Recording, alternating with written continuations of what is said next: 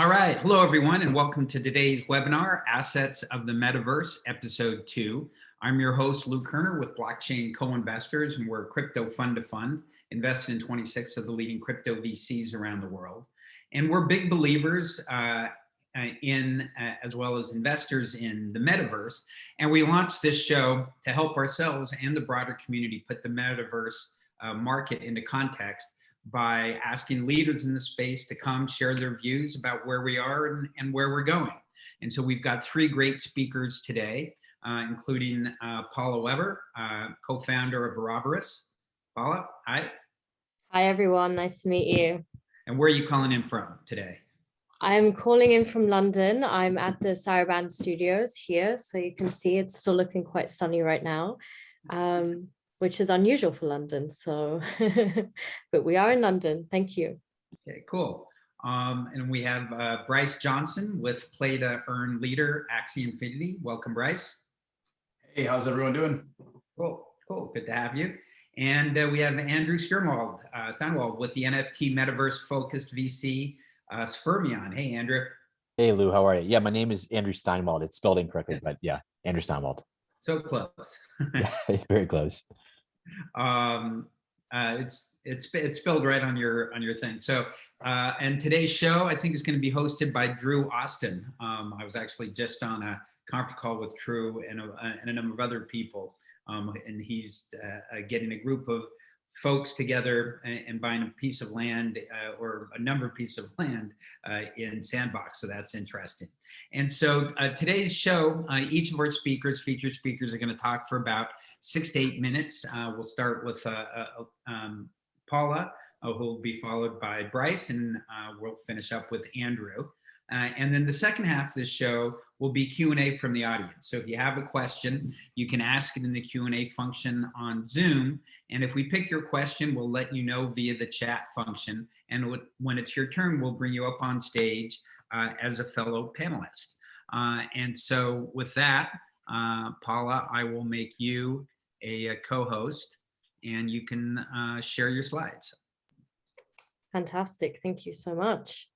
Yeah, excited to share more about Auroboros. Let me test that share screen now. Okay, fantastic. Can you all see my screen? Yep, looking good. Fantastic. Okay. So without further ado, this is Auroboros. We are the first physical and digital fashion house, and we are native to the metaverse. We are bringing luxury and craft into the metaverse and entirely redefining what fashion means in the 21st century. And above all, of course, what it means to be a luxury fashion house in the 21st century.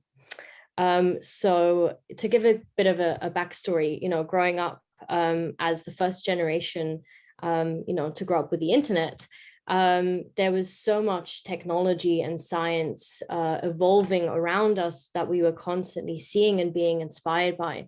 And yet we never really saw this reflected in fashion, when fashion is supposed to be, the representation of what's happening in society. We thought it was quite bizarre when we were, playing Sims, Second Life. All of these games were already so much part of our childhood, as well as Facebook. All of these things were growing, and films, Avatar.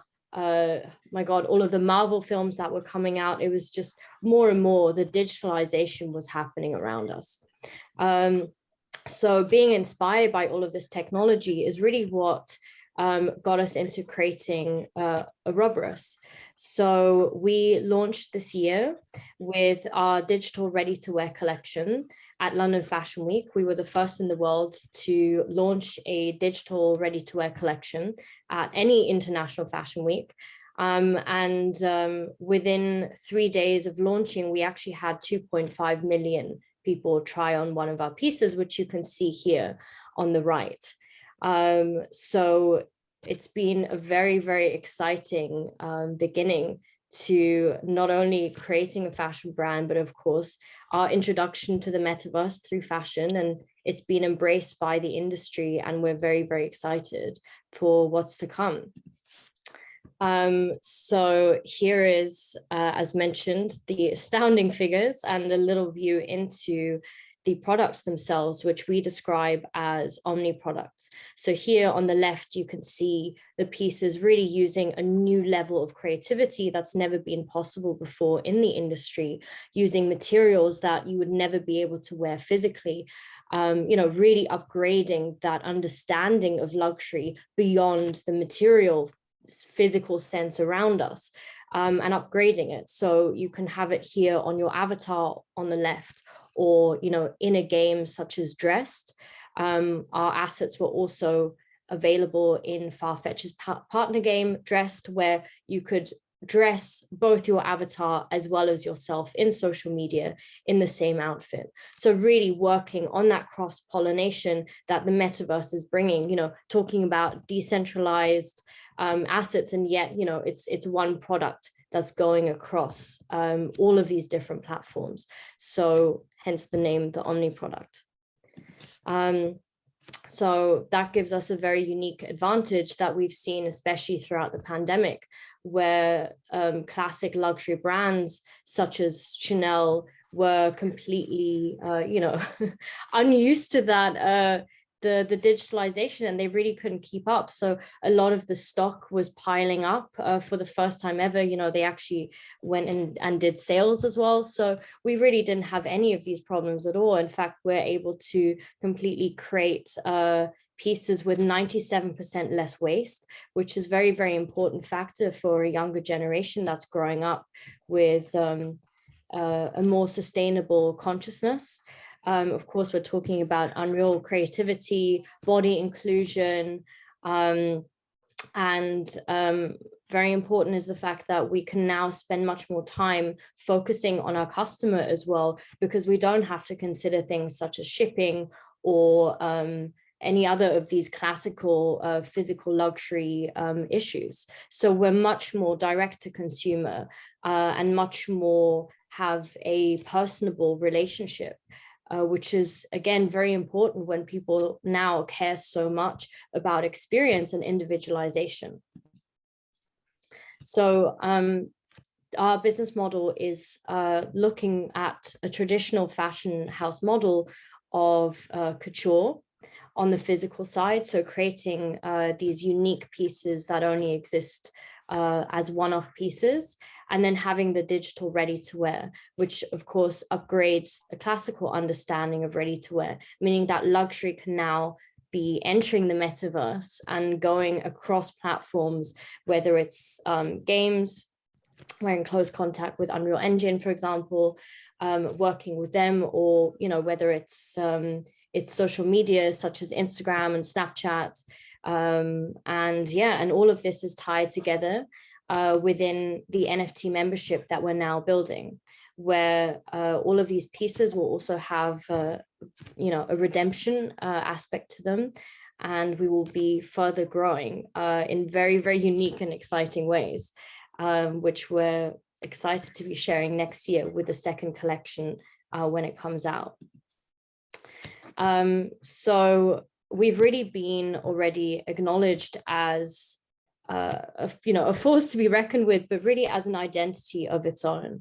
As mentioned, when growing up, there was really no one brand that defined this digitalization, and that's why we created Auroboros, and that's what we've been able to achieve within just a few months of launching. In February, the product, and then already straight away to showcasing in June at London Fashion Week.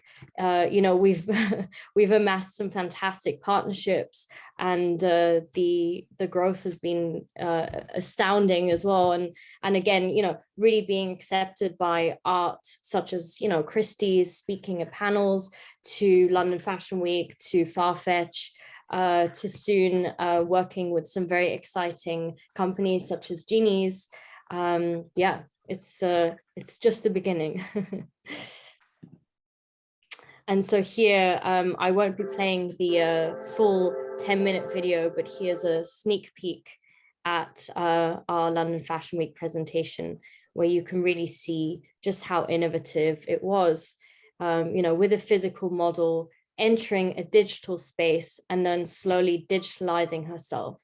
So here we were really demystifying to a global audience what it means to wear digital fashion right now, right here, not in 10 years, but right now.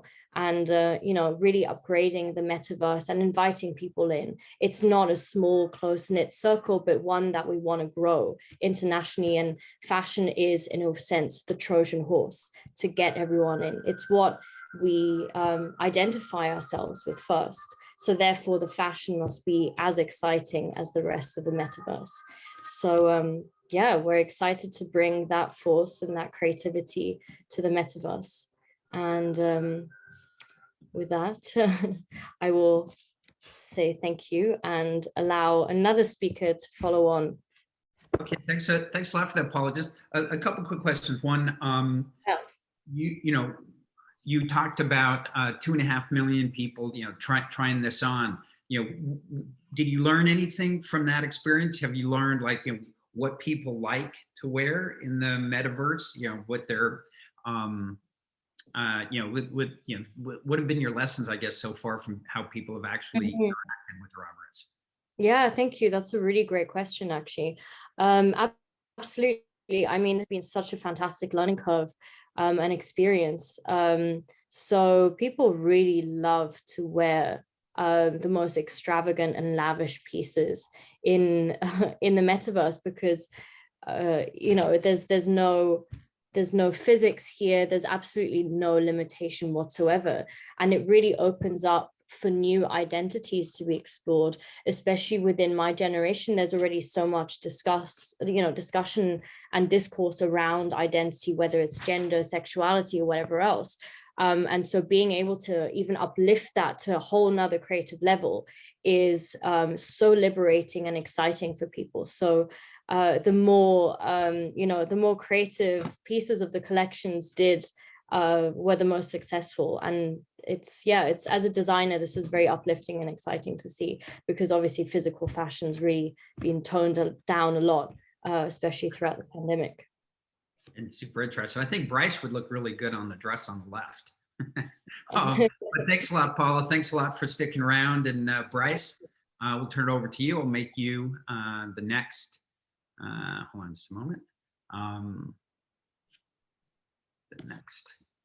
And that was great. And thanks for sticking around, because I'm sure you're going to have a lot of questions. Hold on just a moment. Awesome. I don't know if you guys see my screen. Yes. Great. Yeah, I'll definitely have to get with Paula after this so I can see what it would take for me to get one of those metaverse dresses or something put on, because I think that is really insane. But I'm thankful to be here. Thank you so much, Lou and Andrew, for putting me in a position where I could talk about kind of my traversing through the metaverse in terms of gaming. And as you can see on the screen, there are some fluffy little characters. This is kind of one of the branded articles that I've had a friend of mine kind of curate art. And this NFT actually sold for $25,000 and is one of the biggest kind of NFT sales for a gaming content creator in the space so far. Now, my name is Bryce, and I focus heavily on Axie Infinity. And Axie Infinity is an NFT play-to-earn game that is taking the world by storm. Let me go on to the next slide. But to kind of give you a bit of my background, I started in this entire crypto space and kind of traversing the metaverse about 5 months ago. And at the time, on the game called Axie Infinity, there was really no one playing it in terms of Twitch, no one playing it much on YouTube or creating much YouTube content around it. And since then, I've kind of built out this niche market where myself, my co-founders, we've gotten heavily into the Axie Infinity content scene, and I've kind of been able to build myself out as an NFT gaming creator specialized in Axie Infinity.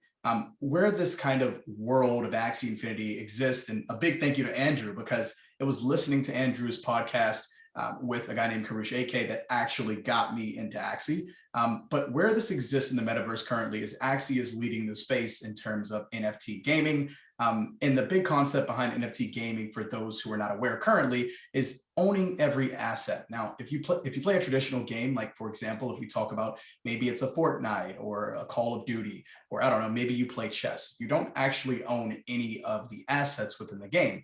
And when you take a look at the NFT space in a game like Axie and so many others that are kind of coming up and into the space, they give you the freedom of ownership because every asset that you own in the game is owned by the player. You can, store it in your wallet, you can sell it, you can do whatever you want with it. And it really creates a system where now you aren't just playing a game and dumping hours into a game just for the sake of fun and leisure, but you can actually make a living and potentially, retire from playing NFT games. Now, before I kind of, go deeper into Axie and this entire ecosystem, I think it's important to understand the craze behind NFT gaming and why this is so significant. Currently, a large amount of my family that I call the Axie fam exist in the Philippines. And there's this concept out called play to earn that was, patented or coined based on people playing Axie Infinity. And the idea behind this play to earn concept is when you're playing the game Axie Infinity, as you see in the background, you're battling these different little Axies, and kind of think of this in terms of Pokemon. If those of you who are familiar with Pokemon, when you're playing Pokemon, you kind of travel through the entire world, yada, yada, yada, catching a Pokemon, and then you battle it. Now, imagine if you got to play Pokemon, and every time you played Pokemon, every Pokemon that you caught or every Pokemon that you kind of obtained had a store value. And every time you battled those Pokemon and won, you actually earned real money. Well, that is happening right now in the Axie Infinity community, and in countries that are developing like the Philippines and Malaysia, and in areas like South America, people are being able to earn a full-time income playing Axie Infinity. Currently, for the Loot Squad, a brand that I created, we have over 300 Axie scholars. And in this kind of scholarship kind of process, we allow people to use our Axies, and in using our Axies, they kind of get to make a full-scale income. I think right now we're averaging around 11 or 1,200 bucks a month for each scholar just from playing the game. And it really is changing the way people live and these developing nations. How much? So you need, right? You need 3 Axies to. You do. So what would that cost without the, obviously if you get a scholarship, it's free. What would it, what did 3 Axies go for now? Totally. So currently, if you wanted to buy 3 Axies off the marketplace, I think you're spending upwards of 11 or 1,200 bucks, which is a pretty sizable investment for anyone kind of jumping into the space. And for most people, they're like, that's a little bit more than I'm willing to spend. And that's where the scholarship model kind of has come in and played a significant role in the growth of the game. But ideally, if you do own 3 Axies, just from playing the game, if you play every single day, you could make back that initial investment in month 1. But the idea behind this play to earn concept is, consistent income for all people just from doing something you would do anyway. And it has created a very good high sense of wealth creation across the world. It's turning people from, trying to survive in certain countries to actually thriving. I have, Filipino scholars who are now, going out and purchasing things as Americanized consumers because they have so much money that they're making. They're able to put this back into the ecosystem for more scholars and for more others who kind of want to jump into the game. So Axie Infinity is really creating a global impact with their play to earn infrastructure. And real quick, and how does the game afford to pay the players all that money? Yeah, totally. So the way the game currently works is SLP is seen as the utility token. And by that, every time you farm or earn SLP from playing the game, if you wanted to create another Axie, like, kind of mint a new NFT in a sense, you would have to burn some of that SLP. So it's able, or the game is able to create a balance because every time an Axie is played with, or every time an Axie is created, you're burning the SLP that is put back into the system. So you play to earn SLP, which is kind of this proof of work and proof of time statement. That's kind of how I see SLP working. And then, you burn it to kind of get the reward of, hey, either I'm going to, create an Axie, or maybe you sell it on a marketplace for, the going rate, whatever you would want to do. But you really have to look at kind of the idea behind SLP, or Smooth Love Potion, as the true utility that is able to give us a clear indicator of the kind of proof of work statement behind every user who's playing Axie Infinity. Cool. Now, to understand, the vision and some of the underlying assets in the game, and this is kind of the concept in a lot of these games. I don't want to talk, too heavily to it because I think Andrew can do a much better job. He's been kind of traversing the metaverse and spaces of these virtual land items and things of that sort a lot longer than me. But if you want to kind of get a good understanding of the in-game assets of Axie Infinity, one of the big ones is virtual land. We still have yet to see how this is going to play a role in the overall infrastructure in the long term, but it is something that is going to be very significant. Now, other in-game items include SLP, which is Smooth Love Potion that I recently talked about as being the utility token. Also, Axie Infinity Shards, which is owning stake in the Axie Infinity game. Currently, it has been doing a significant number on the traditional crypto markets, but that is pretty much the two tokens that are being kind of leveraged in the game. And then on top of that, the third piece of this is the actual Axies.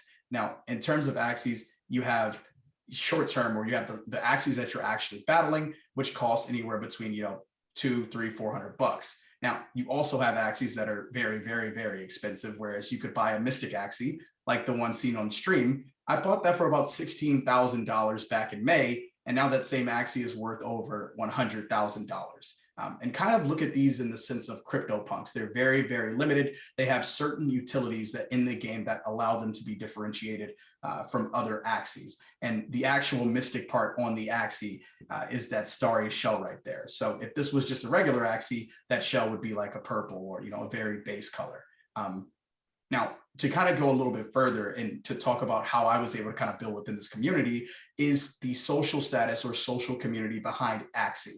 I think a lot of times people jumping into these new spaces, whether it's crypto gaming or just traditional crypto, buying, selling, trading of crypto assets, they're not kind of aware on how you can build the social kind of upbringing of yourself and build your own brand within these games. But there are going to be tons of crypto related games that need community builders like myself that are going to be able to build audiences and create sustainable income just from playing these games. And a lot of this magic happens on Twitter. But the long-term vision behind these assets is you are creating wealth generation just from playing, but you can also create, small businesses or even larger enterprises like those who are familiar with Yield Guild games, just from creating infrastructures within the game that allow other people to create wealth generation and a consistent income.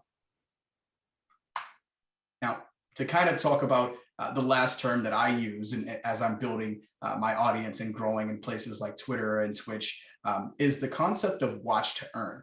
I think the crypto universe so far has, really struggled with being able to put an exact amount of time as a statement of work or, proof of time as being kind of the next step in crypto and NFTs and building upon the current success of games and the current success of, different protocols. Well, the next step in crypto or the future of kind of social content, in my opinion, is content creators as kind of, a crypto platform or some type of service. And, currently I use a term called watch to earn on my stream, where individuals who are watching my crypto stream or watching my Axie Infinity stream earn actual points that they can redeem for different unlockables based on the amount of watch time they have in my stream. I think as people, we are constantly evolving, and content is a space that's going to continually evolve. So it only makes sense if you're going to be watching content that you be rewarded for it. Now, this is a concept that I think is going to take tons of fleshing out, but I do really see the idea of time as a proof of work or proof of statement of work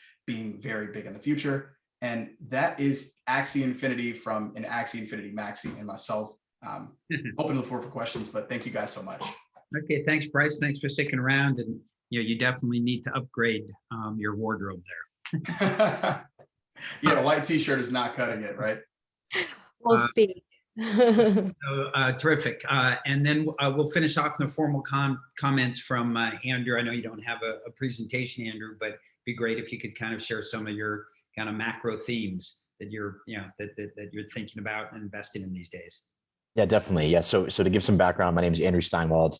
I manage a firm that's focused entirely on the NFT sector. And really, it wasn't until beginning of 2019 when I understood the potential for NFTs, because I bought CryptoKitties back in 2017 and I played around with them, bred them, and it was really cool and it was fun, but it wasn't like, there was no major aha moment. I actually went to NFT NYC back in February of 2019. And I met one individual. He goes by the name of Jin. He's quite active in the kind of NFT metaverse space. And I sat with him for like 4.5 hours, having a really deep conversation. He wasn't a speaker, just a regular person at the conference. And what he told me, and he told me this in different terms, what he essentially told me was, all right, 4.6 billion people, 4.6 billion internet users. That's a total addressable population today for this type of technology, because all you need to access it is internet, right? And then you connect that to a global, uncensorable, 24/7 financial system that is crypto. So all these people have access to a crypto market because all you need access to crypto is internet as well.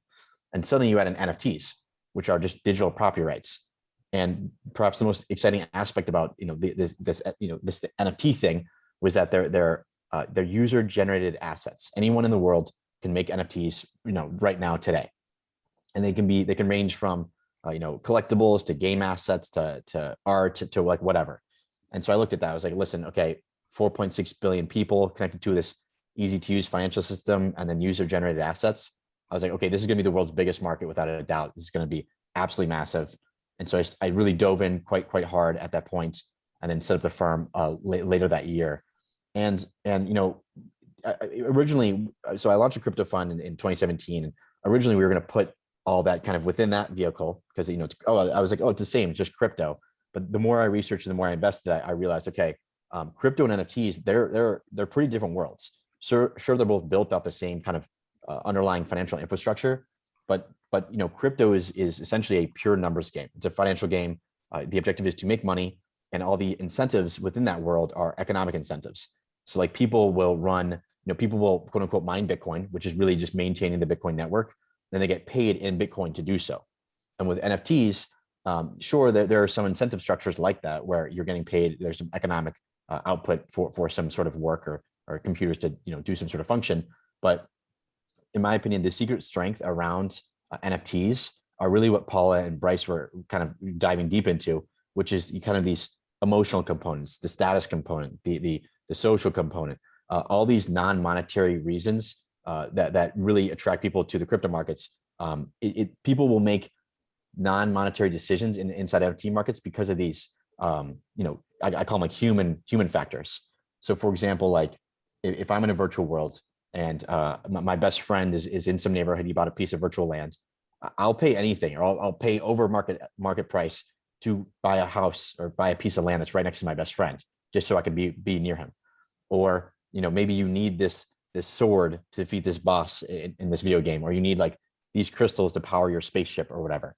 And I think that these factors create really interesting dynamics, because they're not like, it's not like traditional crypto markets where everything, not everything makes sense in traditional crypto, but you can kind of count on people acting in their own self-interest and kind of doing the numbers and that action or that actually making sense. NFTs, it's not really like that.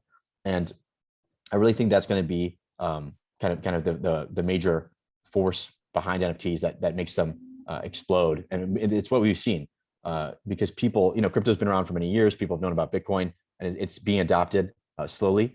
But when something like Axie Infinity comes out, which is a video game, people will adopt that much faster compared to Bitcoin. Because Bitcoin, you're convincing them on new money, a new store of value, digital gold, if you will. Axie Infinity, you're saying, hey, do you want to play a video game and maybe make some money? Like that's very appealing to a wide audience. And so I really do think that things like gaming, things like fashion are going to be, as Paula said, like the Trojan horse to crypto mass adoption, because people are having fun, they're getting involved, and yeah, it kind of tricks them into teaching themselves about crypto, which, in my opinion, obviously is great for society as a whole. So yeah, that's kind of the way I view it, as kind of a macro lens. And yeah, I'm excited to chat more about what we've been talking about today. That's terrific. Thanks, Andrew. And in the time that you've been doing this, I guess, how has your thinking about the metaverse evolved? Yeah, good question. So our whole thesis, the firm's thesis, is that NFTs enable the metaverse to form because they give users property rights in the digital world. And no one wants to live inside of a metaverse. Is just a virtual environment that people live, work, and play in. And no one wants to live, work, and play in an environment that's controlled by Facebook or controlled by Google or controlled by these entities. And you really need ownership. You really need to own your digital life in order to be willing to spend a lot of time, money, and effort in these worlds. And so It's evolved in the sense that for me, I realize that we need it more than ever, especially because we see big tech companies like especially Facebook, for example. They're trying to create the metaverse, but really it's like a fake metaverse. They're trying to create a closed walled garden that can't really interact with anyone. It kind of, they keep everyone contained on that. So that to me is very important. And so NFTs are essential for this to actually come to fruition. And also, I just think that the more I learn about NFTs, the more applicability I see. So NFTs have entered the markets today quite quickly for gaming, art, collectibles, virtual land, which is a part of gaming. But these markets that are unregulated, and they entered in those markets quickly because there's no pre-existing power structures. But where NFTs are going to go in the future, and turn this market into a multi-$100 billion opportunity into a multi-trillion-dollar opportunity, is when they enter property titles. When every property title is in the form of NFT, when they enter the capital market kind of transactions where contracts are essentially NFTs, or all IP is turned into an NFT. NFTs will eat those markets. It's going to take a lot longer just because those are regulated markets that have existing power structures there. But I'm very convinced that over the long term, NFTs will basically be all forms of value will be in the form of an NFT, which sounds crazy, but I'm confident of that. Okay, well, terrific. Thanks, Andrew. And again, if you have questions, put them into the Q&A section on Zoom. And Drew, I mentioned that you were coming before you got here. That was a fun meeting we were at prior to this. I'll let you start as the co-host with questions for the panelists. Well, yeah. So hey everybody, Drew Austin. I'm the managing partner of Redbeard Ventures.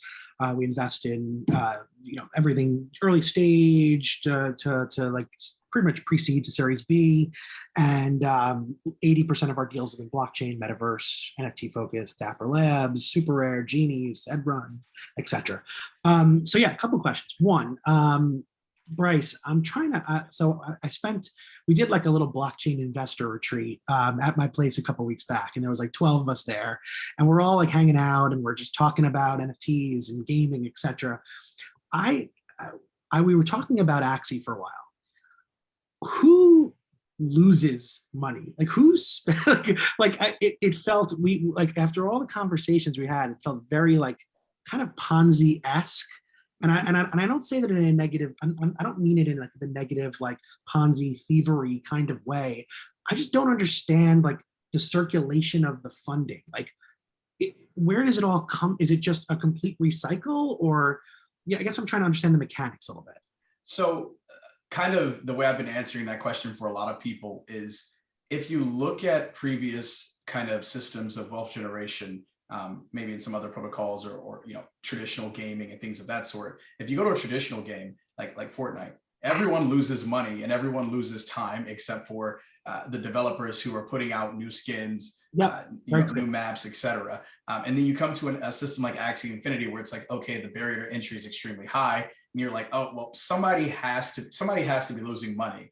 The way that I've kind of looked at it up until this point is you have three kind of key factors. One is the daily active user number. The second one is going to be the actual amount of players playing the game. And then you have people who are actually just holding assets kind of for no reason. Now, when I got back into the game, back in April, there were 40,000 daily active users. Every time that, I've seen, or every time the game grows, whether it's like 2x, 3x the amount of daily active users, we've also seen kind of an increase in the coin. And by that increase in the coin, that means everything in the system is just continuing to go up. I don't think Axie is going to see a point where anyone is consistently losing money. If you just buy Axies right now, or if you just buy AXS, I don't see a point where you would lose money right now, because the game is still kind of on this insane upswing. Now, I will say, I can't speak for, if they reach 50, 100 million daily active users, and then you just see users kind of stagnate where it just keeps the same line going. The question is, at that point, who does gain or who loses money? Who loses money if you're the 100 million and one person to come into the game and buy at that point? Do Axies go down? What does the fluctuation cycle look like? And I don't think anyone understands that. But what we have been able to kind of ascertain is that the amount of wealth creation that is happening for people in underserved or developing countries is so great that Axie is turning into an ecosystem that has bridged the metaverse with the physical verse. And when you have that type of backing from a community, it makes it extremely difficult for the system to go downhill, because you're not only having people, like I think, maybe 70-80% of the people playing the game are scholars, but these scholars are also turning into people who graduate and create their own scholarships. And at that point, that means that they're also putting their own wealth back into the game and creating more for other people. So in the current system, I find it very hard to believe that anyone who kind of just buys some AXS, and even at the current price, if you were to hold it for a year, I would find it extremely hard to believe that you'd lose money unless the game just completely died or plummeted overnight. And it's very much focused on the fact that you look at games like Fortnite, 100 million daily active users, they're not paying their users a dime to be there, versus a game like this where if you're getting paid and it's actually changing the landscape, I find it very hard to believe that anyone's losing money in the current landscape, except for people who are trying to day trade axes or something. So Andrew, like, I think that like the fact that like this is a very hard question for people to really articulate and answer is also keeping some money on the sidelines here, because I think it's, at least from an investor perspective, there is some kind of flags raised when the answer to the question usually is no one's losing money. Like that doesn't ring, I don't want to come at this from a negative perspective, because I think everything that's happening here is about experimentation, learning, growing, developing, and everything that's happening with Axie, I think, is paving the way for the models that are developed in the future that I don't think are perfected even close yet. But Andrew, what is your perspective on this? Like, what is this is this just a idea where people are putting in money and then watching people play and we're recycling the capital and that's the name of the game? Or, is the risk only that everyone stops playing, and is that a big risk? Like, what's the risk reward?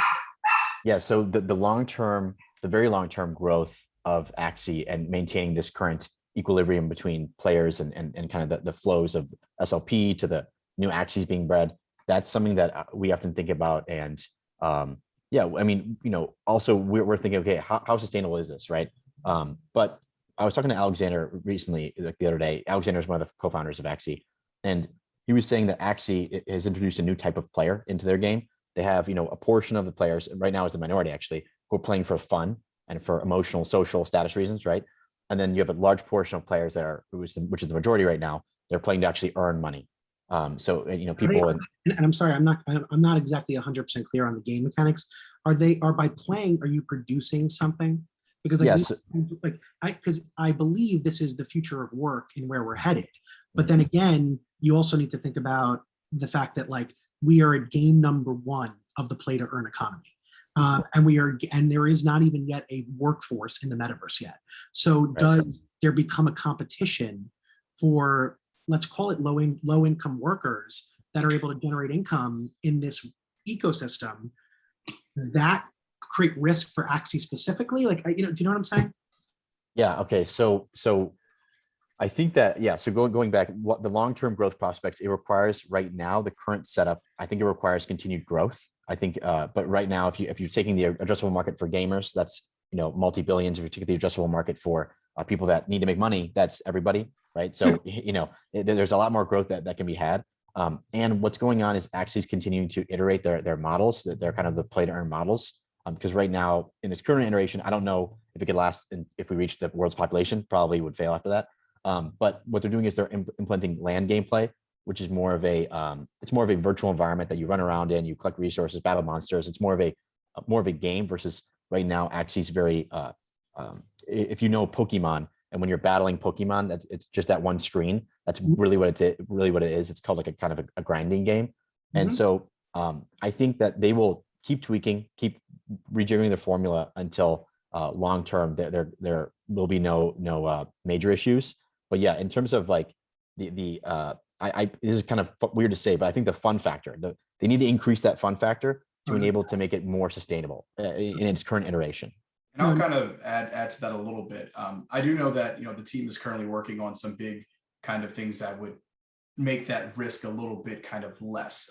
One of those being a lot of what Axie does currently still hasn't taken into perspective the amount of money that is spent in things like esports by sponsors and advertisers. And I think that Axie is really taking a hard look. They just recently brought on somebody to head esports and content creation about bringing in, traditional advertisers and bringing in different advertisers from different spaces within crypto, and seeing that as also another form of kind of generation of wealth for people that are going to be playing the game, whether it be through their staking mechanism.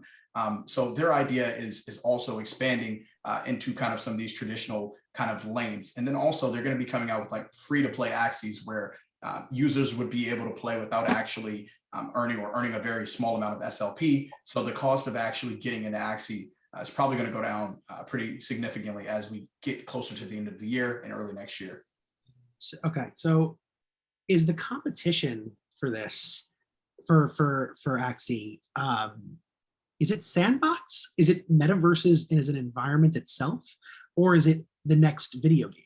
Do you know what I'm saying? Like, because the way I see Axie is that the way that this becomes sustainable is the development of the world. So I never pronounce Ouroboros right. Can you help me out? What is it? The right pronounce? Ouroboros, yeah. Ouroboros, sorry. I might get that wrong again. But when businesses come into the world and say, "Hey, I'm going to create a beautiful fashion store," and I would create a beautiful fashion store. Like, and they can monetize that, create revenue, and generate revenue. Like, what does that mean? Like, what is that in terms of like that's to me where the business opportunities really play a role, where they're driving new revenue in and things are coming into the space.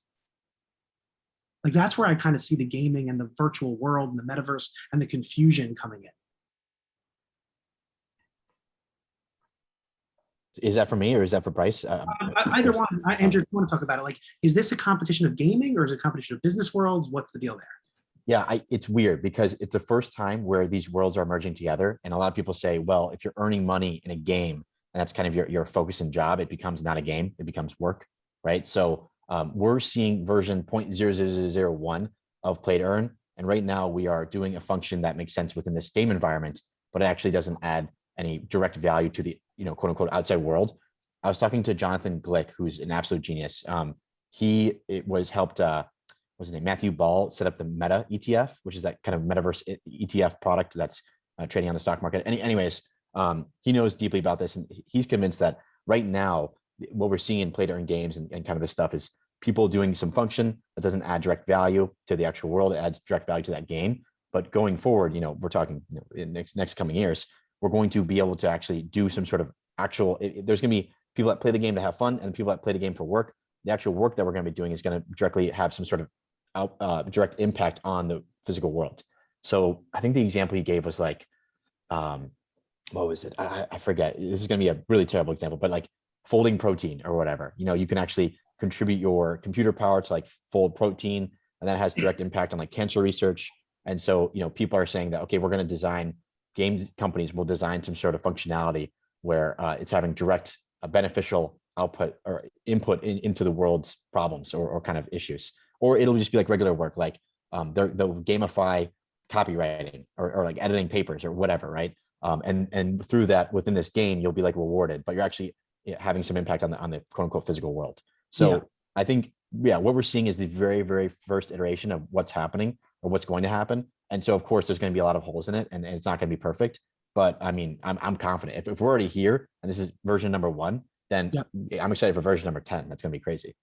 So do you think that that new games are we competing for the same audience? Like, I guess, do you know what I'm saying? Yeah, I think who are the threats to Axie Infinity essentially? Yes, like because I'm just trying to figure out here what I think they're doing is so incredibly exciting, and I'm trying to understand the sustainability of this. And I can't figure out, is this a community that can continue to grow? Like, listen, the fact is that earning an income in Axie is not for everyone in the world. There is a certain niche community of people where it is actually profitable over other responsibilities and other opportunities that can make it an affordable use case.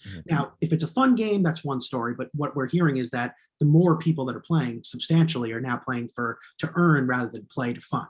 So then you're saying, are we competing after, or is the next game competing for the same audience, or are we building something that's more sustainable? Yeah, okay. So I always say like play to earn is just yield farming, but with better UI and UX and more social stickiness, right? That's pretty much like what it is. That's a really interesting way to put it, actually. Yeah, and so right now, like the vast majority of Axie Infinity users are that they're yield farmers, right? And so they're going to go wherever the yield, wherever they can generate the most yield in the shortest amount of time. That makes the most sense for them because they're rational actors, right? But what we're seeing with Axie is that, as I mentioned before, like this extra social stickiness and these emotional factors, these are going to keep a large portion of the population there because they love Axie. Their friends are in Axie. That they've made, they love their assets or whatever, all these different reasons. So there will be a large portion of people that are like yield farmers. They go from platform to platform, and the competition for Axie is another play to earn, kind of platform or game that does it better than they do right now. But overall, I'm convinced that it's still a game. It's still a community. It's still a group of people. So they call it a digital nation, which I think is it's coming out to be like that. And over time, people will stick with it even if there's better yield somewhere else. With that, I think this is all super interesting question. And Bryce, if you were to think about the thing that's coming that you're aware of that they're going to implement that you're most excited about. I would totally say the free-to-play model of like getting free Axies on so people can try the game out. And then the second thing will be the land play, early next year. And the reason why land play is going to be significant is because then I think you'll start to see other developers developing on the metaverse assets that Axie Infinity have created within, this whole Ronin ecosystem. And you could start seeing mini games where people can play like Axie Mario Kart or something and earn, yield as a kind of a mini game within the game. And to kind of piggyback off of Andrew's point, that whole idea of community, I think, is what's been truly pushing this kind of Axie ecosystem forward. There's so much kind of community and stickiness behind what's been created and people kind of very much getting attached to their different Axies and assets. It's gotten to the point where just off of the attachment value, they're being able to kind of create some level of sustainability over time. I can't speak for where the game will be in 3-5 years, but if they do continue to kind of grow in this pace and people get to the point where they're building other mini games within the Axie ecosystem, I do think they're going to be kind of tough to deal with. And I think one day, we look up and maybe their biggest competitor right now, in my opinion, is if Pokemon creates their own kind of play to earn game that actually works. That could be a significant competitor. But even then, the idea of centralization comes back into play and things kind of, reel back in a bit. So it's going to be very interesting to see. And I love the concerns that Drew brought up because these are ones that we all have to think about when we're jumping into different NFT assets, NFT games. And, myself, I'm looking at, NFT games all day long to see what else is out there and to see who could be kind of some of the other leading space eaters. So very excited to see what happens there. Have you seen anything? Have you seen anything upcoming that like you think will be one of the next big opportunities for play to earn? So there are 2 games that I'm looking at. I don't know how their play to earn ecosystem is going to look, but there's this game called Hexarchia. I can put a link to that in the chat. I got to test out their early stage demo yesterday. It's a kind of like a command and conquest style game, but it's play to earn, it's blockchain, and it was a lot of fun. And their developing team they're based out of Italy. They're really cool. So that's one I've looked at extremely closely. I know there's like Guild of Guardians and Alluvium and Ember Sword, but I haven't actually delve into those games yet. But Hexarchia is probably one that it's a little down the road, but I'm extremely bullish on that one from a personal standpoint. So sorry. Just to bring Paul into it, because right, I mean, we're sitting here talking with Bryce about all this time that people are spending. It's going like this, and in the Axie Infinity metaverse. Now, as you're thinking about, and hearing that, on one hand, that's got to be great. Oh my God, people are spending all this time here. They're going to want to look good. Where are you thinking that you're actually going to, when do you make that cross? Where do you think the first bridges are going to be for you? Well, I mean, it's already happening. And, I think the beauty of it is the fact that it is decentralized. It's not one, powerful, all-encompassing metaverse and that's it. It really is, it's many different parts, which means that, again, as I was kind of mentioning earlier is that, you know, it gives us even more creativity. It gives our customers and creatives in general much more flexibility and openness as well. So, you know, whether it's touching between games or between social media forms, it really is, you know, it's a limitless opportunity. So for us, we've really struck that balance already where, you know, we basically opened up and our assets were available in game. They were available to social media, and they were also going to be soon seen in film. I can't say too much about it yet, but that's, you know, that's what it is about. It's about decentralized abilities. It's really the first time we could really work like this in terms of fashion as well.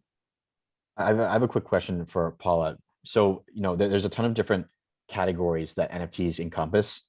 And one of the ones I'm most excited about is digital fashion. And I'm trying to view it as like, okay, how do you articulate to someone about the opportunity in this arena, digital fashion?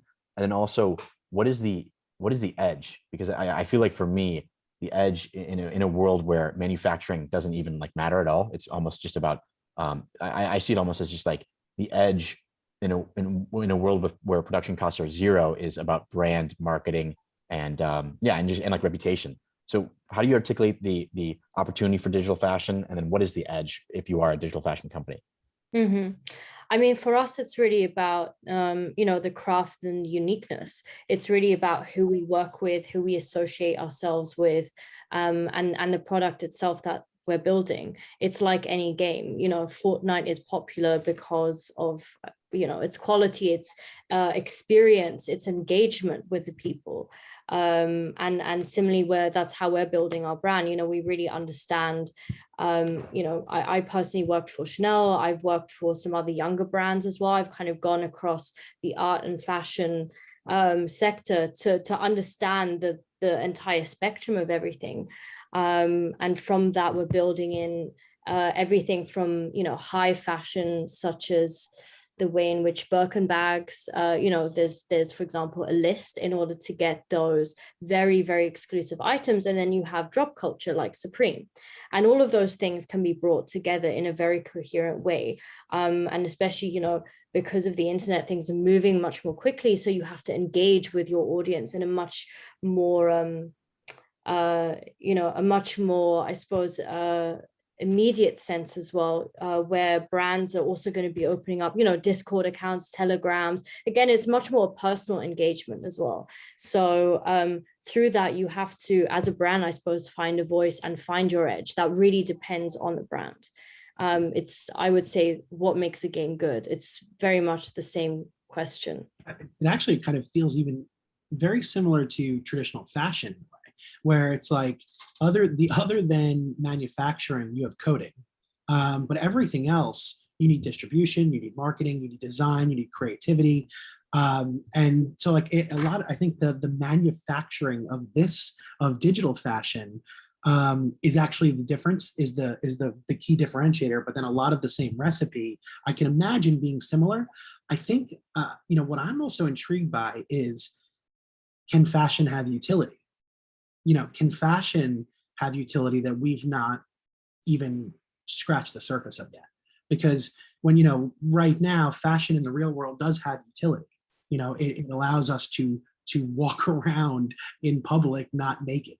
It allows us to be warm. It allows us to be protected. It allows us, it provides unique utility.